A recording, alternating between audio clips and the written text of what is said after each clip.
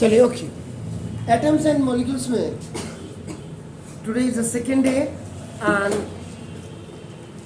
yesterday you have read about the law of conservation of mass of matter and that was just the scientist has formulated that name was your Lavoisier in 1774.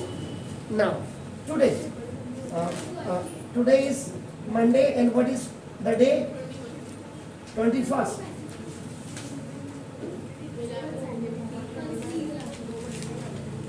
Okay. आप लोगों को message डाला हुआ था कि कल class लगेगी करके।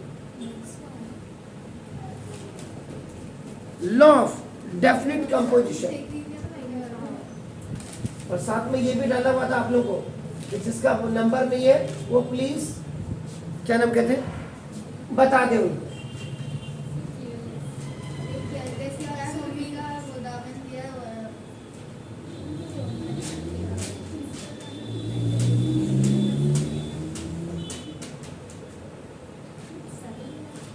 कहीं ने ये सोचा होगा कि अरे आज तो मम्मी पापा ने कहा होगा सो जा छुट्टी है इस समय कौन अरे ये तो आप लोग जानो ना ये लॉ ऑफ डेफिनेट कंपोजिशन और सॉरी आपका नाम दिस कांस्टेंट प्रोपोर्शन लिख रहा था।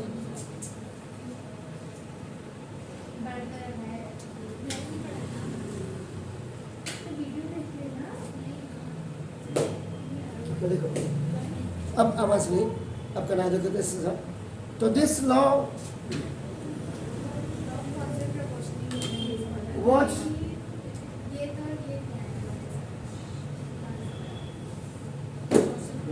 This law was establish by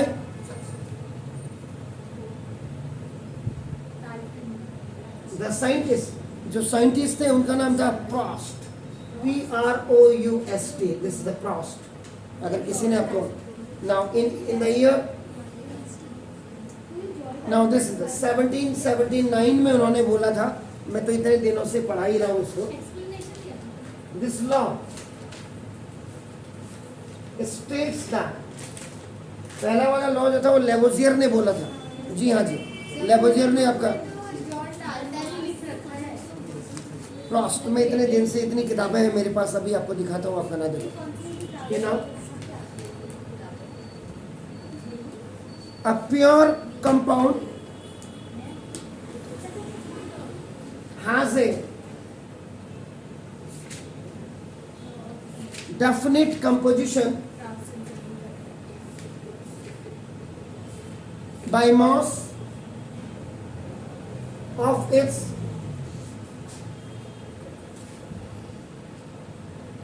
constituent elements. ये था लॉ ऑफ डेफिनेट कंपोजिशन। बिल्कुल पता लग रहा होगा कि जो कंपोजिशन का मतलब जो बनावट होती है वो एक निश्चित रूप से कांस्टेंट प्रोपोर्शन होता है इसमें देखो। तो ये आपका नाम प्रॉस्ट ने 1779 में आपका लॉ दिया था। उन्होंने कहा था कि कोई भी प्योर कंपाउंड होगा हैज अ डेफिनेट कंपोजिशन उनका एक डेफिनेट कंपोजिशन होगा बाय मॉस मॉस द्रव्यमान के साथ ऑफ इट्स कॉन्स्टिट्यूट एलिमेंट्स अपने कॉन्स्टिट्यूट एलिमेंट्स के साथ आपका नाम। This law may also stated और ये लॉ ये भी बताता है आपका नाम देखो दिस इज द कि in a compound its constituent elements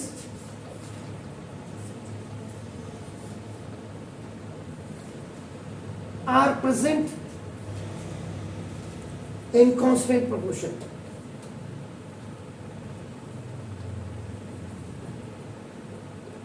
और ये लॉ ये भी आपको बताता है ये भी कहता है कि किसी भी कंपाउंड में जो उसके कॉन्स्टिट्यूट एलिमेंट से मिलकर के बना होता है या उस कंपाउंड में वो कॉन्स्टिट्यूट एलिमेंट्स प्रेजेंट होते हैं वो एक कांस्टेंट आपका नाम प्रपोर्शन में होते हैं निश्चित उनका प्रपोर्शन होता है याद रखिए।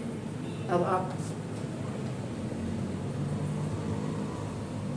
इसके एग्जाम्पल की बात करेंगे इलस्ट्रेशन की तो मैं दे रहा हूँ।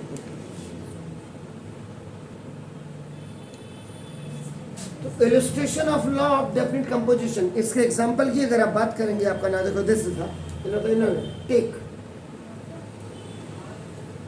90 ग्राम ऑफ वाटर।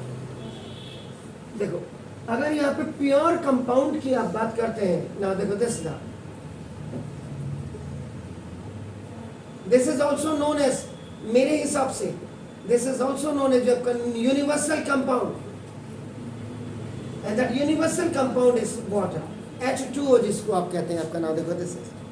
तो take 90 gram of water and pass electricity, और उस वाटर में आप क्या करिए इलेक्ट्रिसिटी को पास कर दीजिएगा थ्रू इट। उसमें से जो भी आपने अमाउंट लिया है आपका नाम वाटर का आपका नाम, आप जैसे इमर्सन रॉड डाल देते हैं, ये वाटर आपने किया आपका नाम इमर्सन रॉड आपने डाल दिया, electricity is pass on it. तो आफ्टर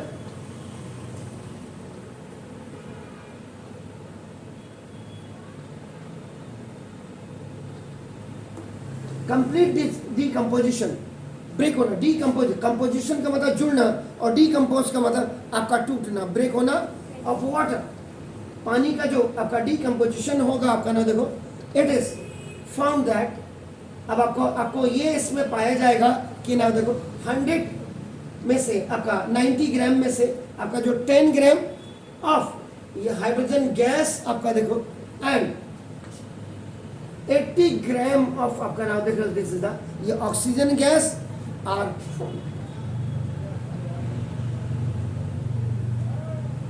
90 ग्राम आपने वाटर लिया, उसमें आपने इलेक्ट्रिसिटी पास की, ये देखिए आपका नाम दिस इज द वाटर, ये आपने लिया लिक्विड, और उसके बाद आपका नाम देखो you have pass the electricity, ये आपका इसमें इलेक्ट्रिसिटी आपने पास कर दी। तो ये आपका क्या होगा वाटर, हाइड्रोजन, वाटर में से हाइड्रोजन आपका निकल जाएगा और प्लस आपका देखो ऑक्सीजन गैस।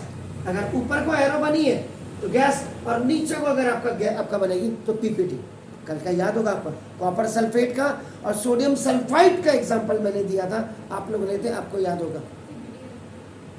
पीपीटी जो बना था ब्लैक पीपीटी आपका बन जाता है, वो ब्लू कलर का कॉपर सल्फेट प्रेसिपिटेट छल्ले से बनते हैं उसमें। अब वो लैब में जाकर के आपको ना जब आप गर्म करते हैं तो ऐसे करके पीपीटी का मतलब ब्लैक ऐसे छल्ले बनते हैं, रिंग्स बनती हैं, that is called the PPT precipitate. उसका साइन नीचे का पीपीटी, इसको नीचे होता है और ये जो ऊपर को एरो होता है ये आपका गैस होता है। हाँ अब आपका देखो इसका मतलब देखो आपका क्या बना, ये 10 ग्राम आपका देखो हाइड्रोजन निकल गया और देखो 80 ग्राम आपका डी, यानी कि वाटर आपका डिकम्पोज हो गया एंड इट वाज आपका just converted into the hydrogen gas and the oxygen gas. The total quantity in the beginning which you have taken water before electricity passed, that is आपका 90 ग्राम, वो आपका 90 ग्राम था आपका gas. अब यहाँ पे ये होता है, अब ये क्या इक्वेशन आपका बैलेंस्ड है ये आपको भी देखना होगा। हाइड्रोजन देखो गैस सफिक्स 2, ऑक्सीजन 2, लेकिन देखो यहाँ हाइड्रोजन 2 ऑक्सीजन 1, इसलिए आप क्या करेंगे 2, तो 2 2 जा 4, अब आपका देखो ये हो जाएगा और 2 ऑक्सीजन के साथ ये हो जाएगा। This 2 is common for hydrogen and water. तो आपका देखो इसका मतलब देखो यहाँ पे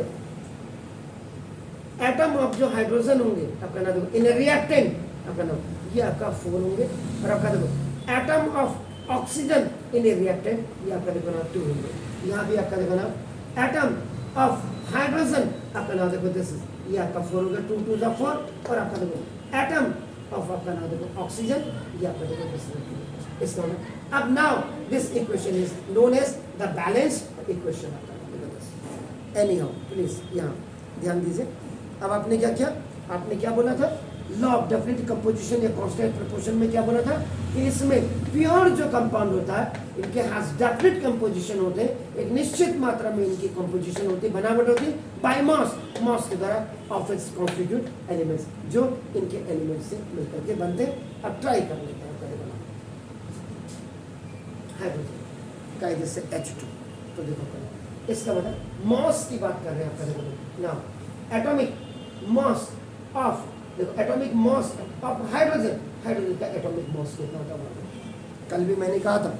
अब आपने घर जाकर के पढ़ा नहीं पढ़ा ये तो आप जानिए, आपका नाम देखो ये hydrogen is kept in a first group, first A group, before the lithium. याद रखिएगा lithium. It is the first member of the long periodic table which is kept in a first period. यहाँ भी देख लीजिए, ये period हो गए. These are the periods. ऐसे आपका जाएंगे, रोज में जाएंगे तो आप पीरियड होंगे, और ऐसे आपका जाएंगे देखो कॉलम्स में आप जाएंगे तो ये ग्रुप्स होंगे. इसमें ये देखो बीच में आपका ब्लू बनाया हुआ, जबकि इसमें देखो आपका नाम ये ट्रांजिशन एलिमेंट्स हो गया आपका नाम. तो हाइड्रोजन, क्योंकि इसके जब आप electronic configuration, when you are doing the electronic configuration of the hydrogen in the last outermost orbit और इन द फर्स्ट, लास्ट का या फर्स्ट हो, इसका वन ही इलेक्ट्रॉन होता है आपका नाम. It behaves like a metal, metal की तरह बिहेव्स करता है, इसीलिए that is kept above the lithium sodium first A group में सबसे ऊपर में रखा हुआ है. जबकि हाइड्रोजन क्या है आपका, नॉन मेटल है. याद रखिएगा. अब यहाँ पे देख लीजिएगा, इसका जो एटॉमिक नंबर, एटॉमिक मास सब लिखा होगा. एटॉमिक मास देखो आपका नाम 1 हो गया. इसका मतलब देखिए आपका ये 1 हो गया. तो देखो कितने हैं, 2 एटम. तो 2 एटम ऑफ हाइड्रोजन, तो 2 एटम ऑफ हाइड्रोजन होता है 2 हो गया. अब आपका देखो atomic mass of oxygen, oxygen का एटॉमिक मास 16 होता है. याद रखिएगा. तो जब हाइड्रोजन और रेशियो आपका नाम देखो, दिस ऑक्सीजन आप लेते हैं तो देखो ये 2:16, तो देखो 1:8. इसीलिए कई बार दिमाग में कंफ्यूजन होता है जो आपके स्कूल टीचर आपका, इसीलिए he has taken an example of this water for this law of definite composition. The total quantity that was taken is 90 gram. तो 90 ग्राम वाटर आपका नाम देखो ये लिया उन्होंने, electricity is pass through it, इसमें से आपका इलेक्ट्रोलिसिस कर दिया. इलेक्ट्रोलिसिस का मतलब to break that compound into hydrogen and oxygen में आपका देखो ना ये जैसे. आफ्टर कंप्लीट डिकम्पोजिशन होने के बाद water it is found that, इसमें पाया गया कि 10 ग्राम आपका देखो हाइड्रोजन गैस थी और 80 ग्राम आपका देखो ना ऑक्सीजन गैस आपका गैस वाज फाउंड. कैसे हुआ, दिस इज द रेशियो. तो ये जो 1:8 आपका देख रहे हैं ना, that is the law of definite composition या कांस्टेंट प्रोपोर्शन. ये है आपका नाम समझ रहे, वहां कहीं क्लियर नहीं होगा. ये मैंने आपको देखो ये क्लियर, तो इसके लिए लेकिन आपको देखो ना बार बार कह रहा हूं कि आपका नाम हाइड्रोजन से लेके कम से कम Zn तक आप इनको याद कर लीजिएगा, एलिमेंट्स को with atomic number and with atomic mass. School में करा रहे हैं या नहीं करा रहे हैं, वो बड़े इंस्टीट्यूट वाले करा रहे हैं नहीं करा रहे हैं, घर के बगल में जो ट्यूशन पढ़ा रहे हैं वो कराए, आप सीडलिंग में आ रहे हो, इनको कम से कम याद कर लीजिए.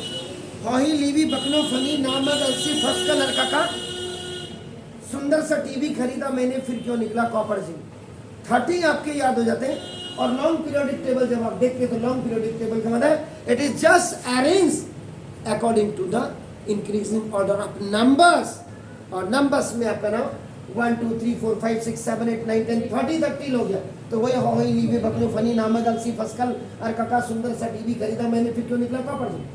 इसके अलावा 30 और इंपॉर्टेंट है, जैसे कैडमियम हो गया, सिल्वर हो गया, अपना प्लेटिनियम हो गया, गोल्ड हो गया, मरकरी हो गया. ये कुछ ऐसे हैं जिनको उनके एटॉमिक नंबर और एटॉमिक मास भी आपको याद हो जाने चाहिए.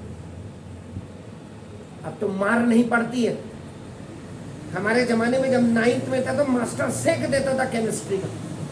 मुझे आज भी याद है, माई science teacher was 6 feet and 4 inch long, इतने लंबे थे.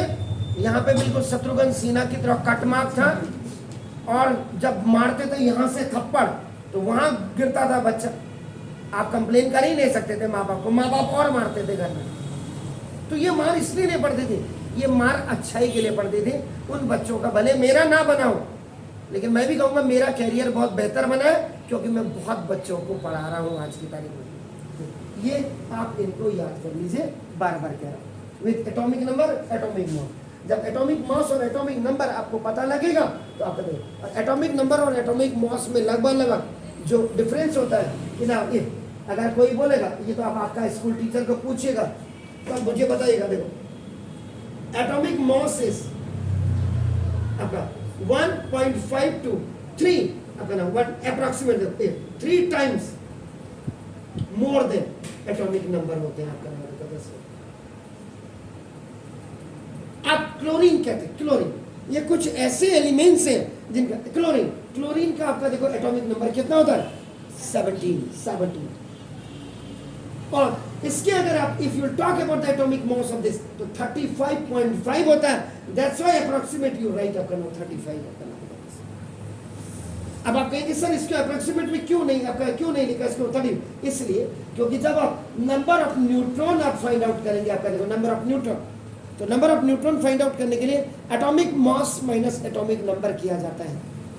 एक परफेक्ट आपका नाम सिनेरियो के तहत आपका नाम वो नंबर्स लिए जाते हैं, number of protons, number of electrons, number of neutrons के, दैट्स व्हाई। तो देखो तो hydrogen and water they always combine with each other to make the water compound आपका in a ratio of 1:8, तभी आपका the law of definite composition आपकी काम करेगी। सर अगर मैं जैसे और सारे जो भी एटॉमिक जैसे हाइड्रोजन वगैरह भी होता है, जैसे हीलियम का 4 होगा, अगर एटॉमिक मास की बात करें तो सिर्फ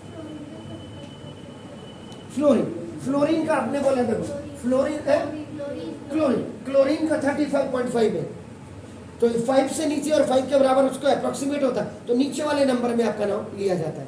अगर यही 35.6 होता that was taken as a 36। आप तो मैथ वाले हैं ना, एब्सोल्यूट वैल्यूज को समझिए। Is it clear? फाइन है। वैलेंसी किसकी वैलेंसी?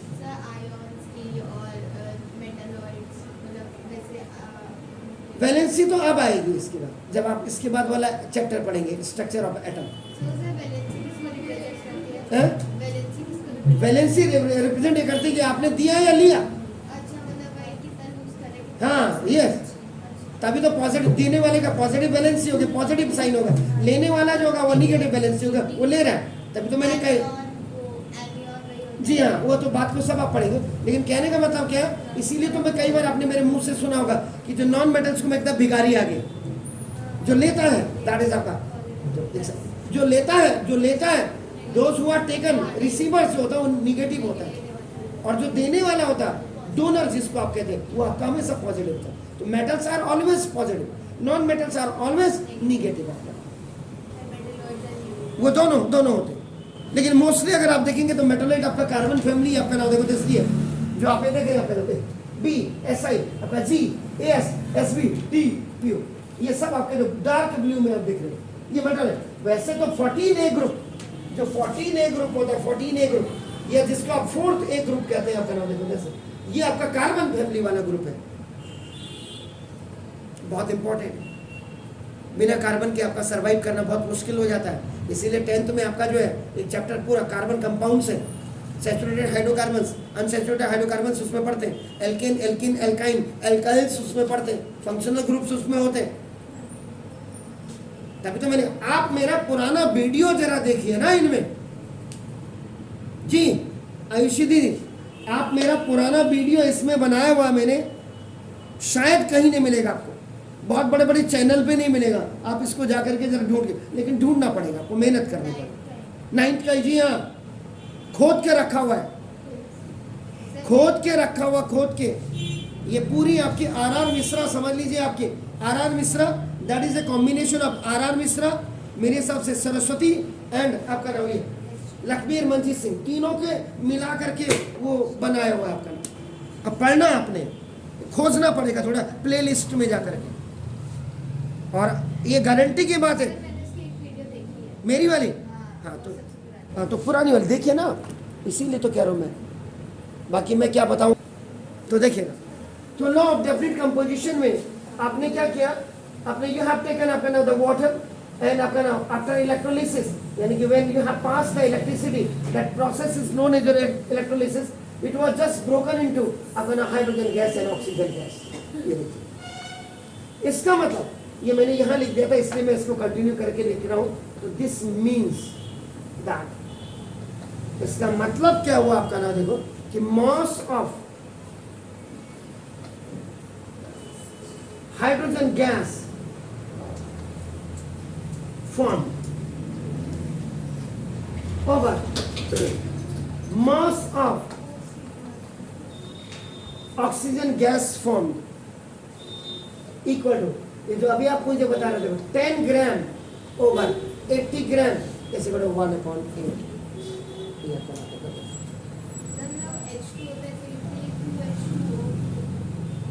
ये बैलेंस करने के लिए लिखा हुआ, क्योंकि हाइड्रोजन गैस अगर मैं इसको ऐसे लिख देता ना, इसको यो, तो आपको तो कोई फर्क नहीं पड़ता, लेकिन जो मेरा वीडियो देखता तो मेरी टांग खींचने लग जाता है यहाँ पे कि सर यहाँ तो हाइड्रोजन के 2 एटम, यहाँ ऑक्सीजन के 2 एटम, यहाँ तो ऑक्सीजन का 1 है।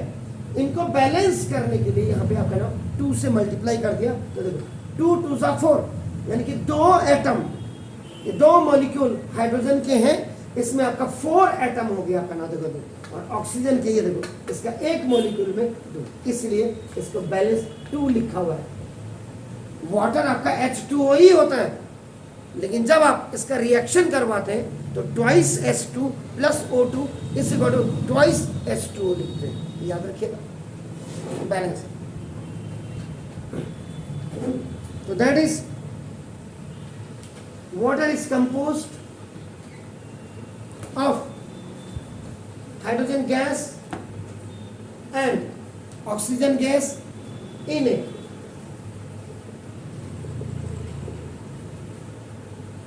definite ratio of 1:8 by mass. This is law of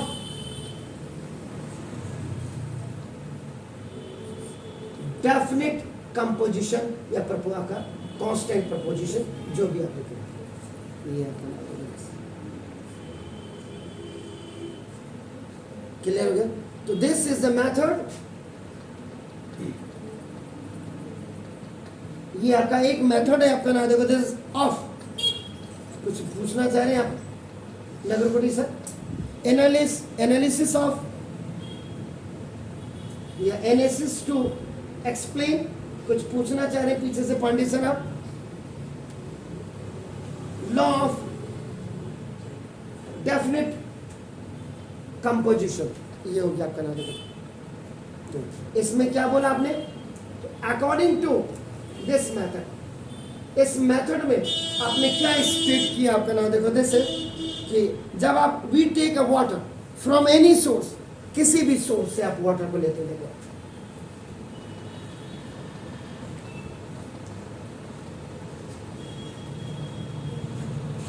any source, इसमें आपके दिमाग में ये ना हो, चाहे आपने समुद्र से लिया, चाहे आपने रिवर से लिया, चाहे आपने किसी तालाब से लिया, चाहे आपने अपने नल से लिया, टैप से लिया, चाहे आपने अपने कुएं से लिया, वेल से लिया, और from any place of any country, किसी भी वाटर की बात कर रहा हूं, वाटर आपने किसी भी प्लेस, किसी भी कंट्री से लिया एंड डिस्टिल इट, और उसके बाद आपने इसको डिस्टिल किया it to get pure water, जिससे आपको ये प्योर वाटर मिल गया, एंड देन आपका पास, और उसके बाद आपने इलेक्ट्रिसिटी को उसमें पास किया आपका, देखो ना, थ्रो इट, आफ्टर एनालाइज या आफ्टर एनालिसिस करने के बाद आपका ना, देखो it will found that hydrogen gas and oxygen, ये जो गैस है आपका, देखो ना, is found in a ratio of 1:8 by mass, ये आपका नाम, देखो ये है आपका नाम, कोई भी आप कोई पानी कोई रख दो, लेकिन जब टूटेगा तो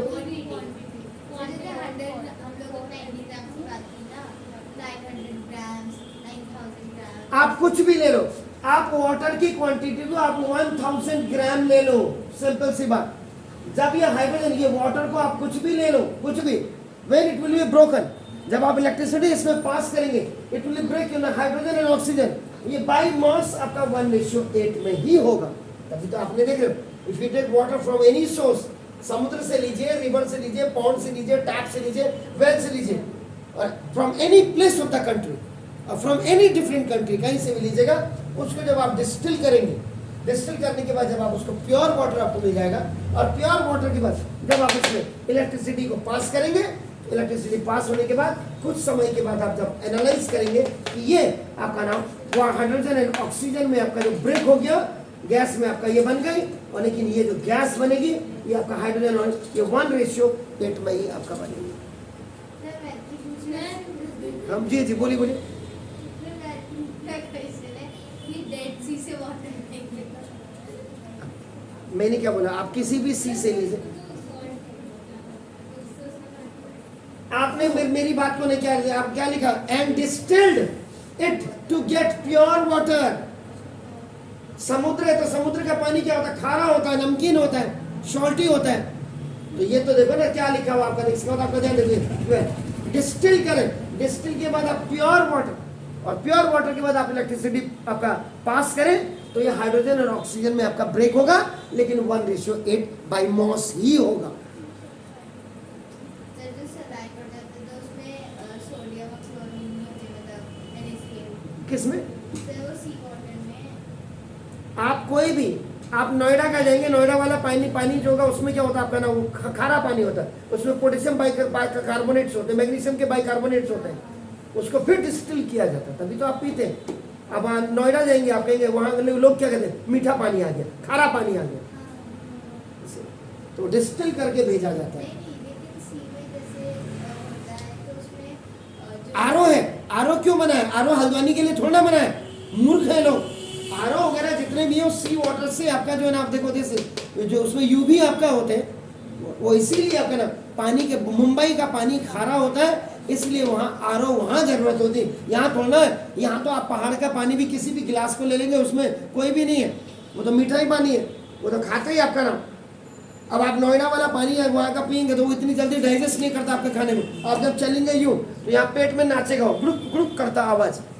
और पहाड़ का पानी आपका पूरा क्या होता है, उसमें कोई भी आपका ना प्योर है, डिस्टिल वाटर है।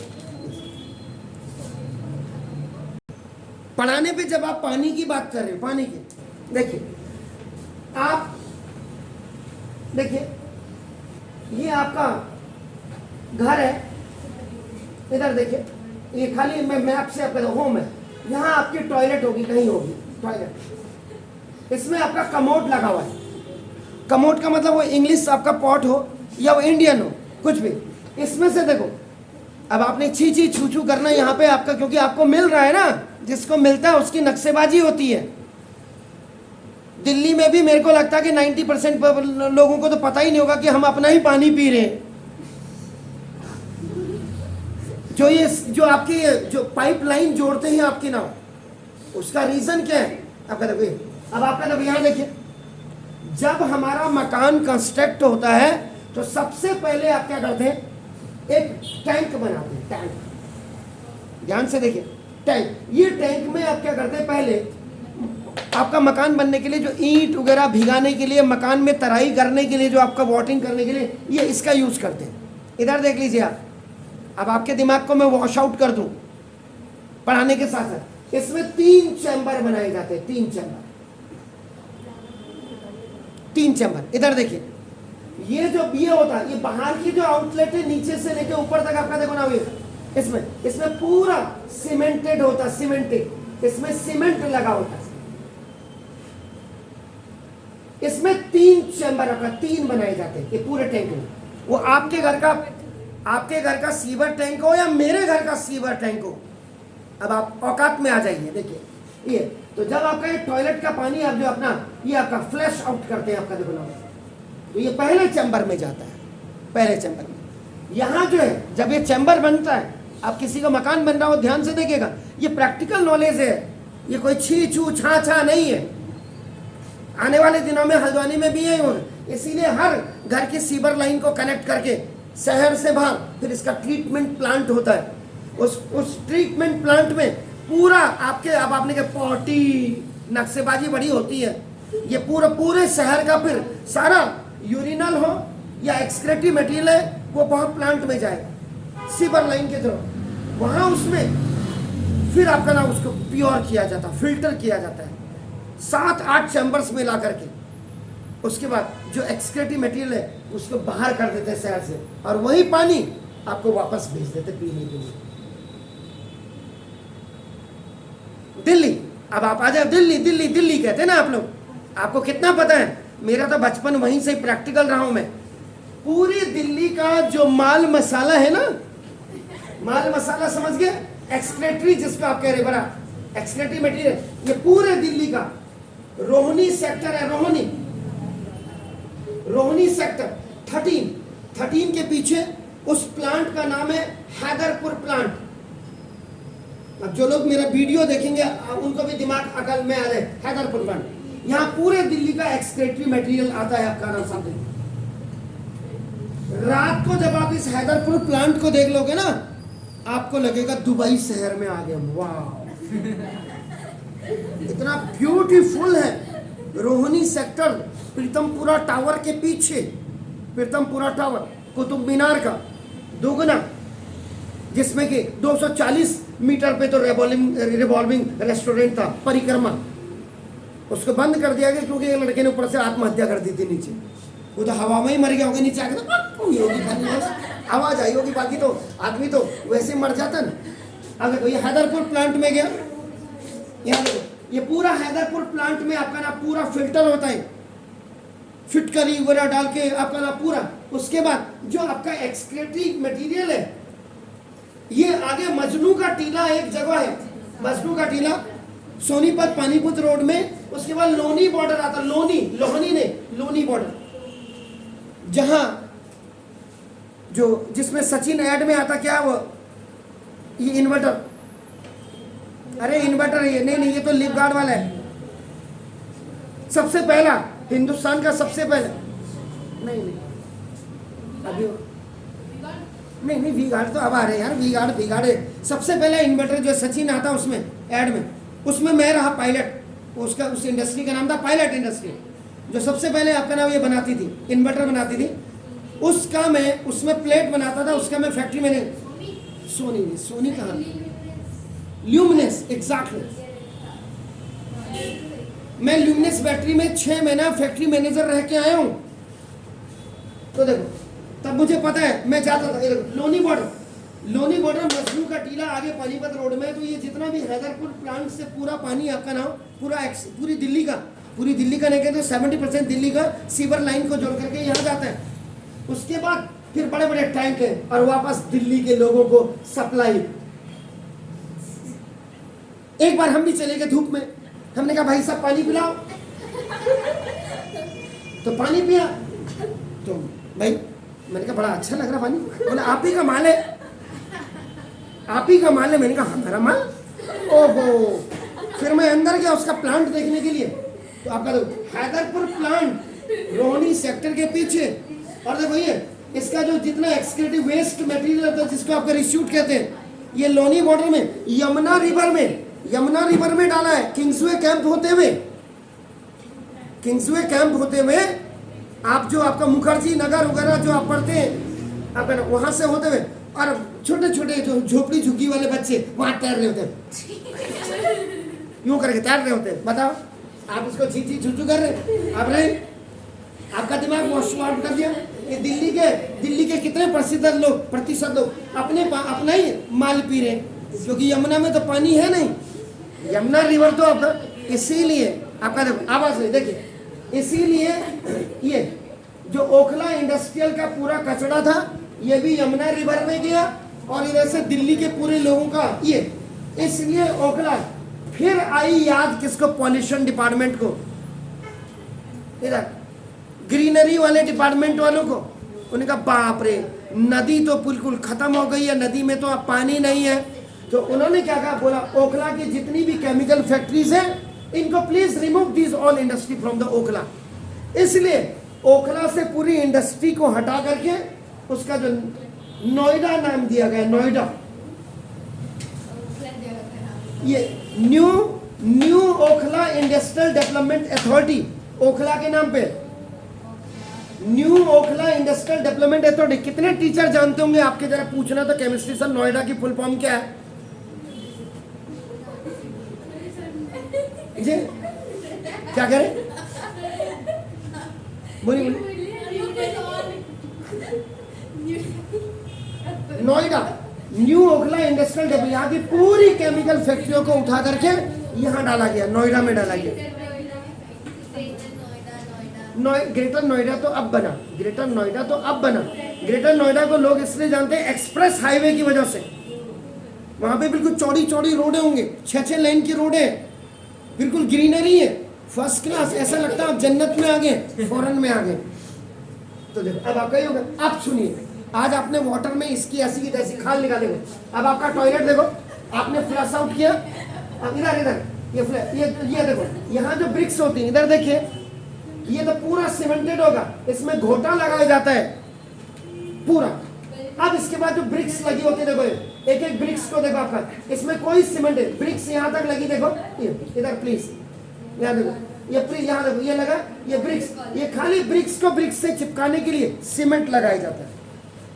ये जो ब्रिक होती है, यहाँ पे ब्रिक, इसके बीच में आपने सीमेंट लगाया, ब्रिक चिपका दी, बस। फिर इसके ऊपर सीमेंट लगाया, ब्रिक चिपका दी। ये ब्रिक चिपकाते चिपकाते आपका नाम देखो, दिस ये आप यहाँ पहुंच गए। ये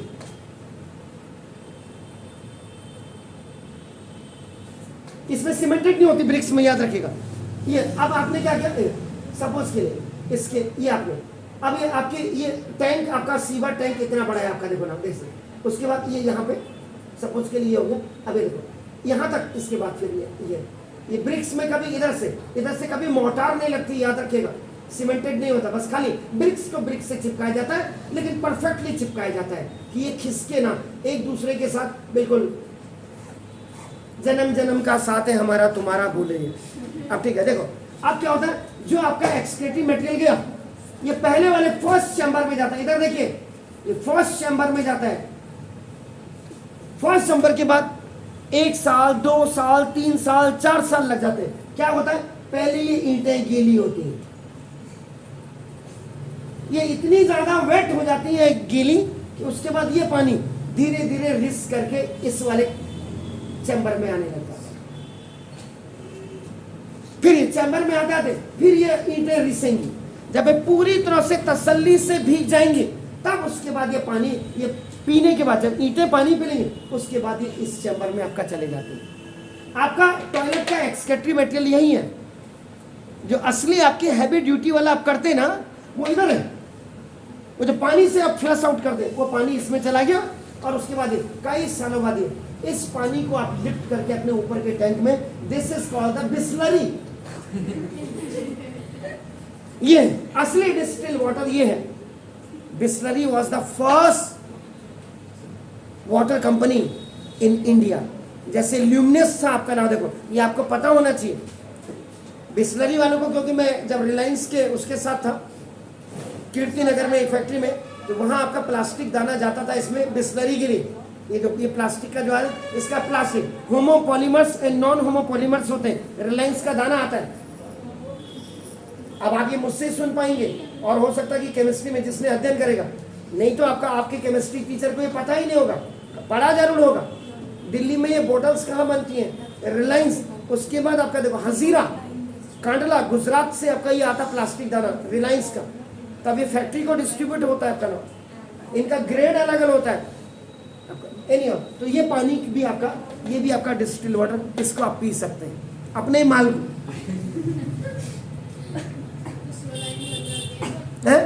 हल्द्वानी में सीवर फिर देखो आप। अब हम तो क्या नाम पता नहीं, रहे ना रहे 30-40 साल बाद तुम रहोगे, तुम अपना ही माल पियोगे। जो पानी पानी का कर रहे थे, अभी पानी हो गया, आपका दिमाग वॉश आउट हो गया। अब आ जाइए 1/8 में, अभी रुक जाइएगा, इसमें लास्ट में जो आपका स्टेटमेंट लिखनी थी, ये 1/8 यानी कि आपका नाम हाइड्रोजन गैस और ऑक्सीजन गैस का जो रेशियो आ रहा था, हाइड्रोजन गैस ऑक्सीजन गैस, ये आपका नाम ये जो इक्वल साइन लगाते हैं ना, इधर देखिए दिस, ये इधर देखिए, इधर ये जो आप ये देखते हैं, ये आपका जो फ्रैक्शन बार देखते हैं आपका, जिसको बाई कहते हैं, अपॉन कहते हैं, ये रेशियो होता है। और जो इक्वल है, इसमें देखो ये 4 आपका 2 कॉलन लग गए आपका, और ये 1 ये रेशियो हो गया, इसको प्रोपोर्शन कहते हैं आपका नाम। देखो दिस तो देखिए आपका, तो ये नाम, तो हाइड्रोजन, अब आपका that is hydrogen gas and आपका देखो oxygen gas combine in a constant proportion by mass 1:8 आपका नाम देखो this is to form water, तब जाकर के आपका वाटर बनता है आपका नाम देखो दिस। क्लियर हो गया? तो this is the law of constant जी, this is the law of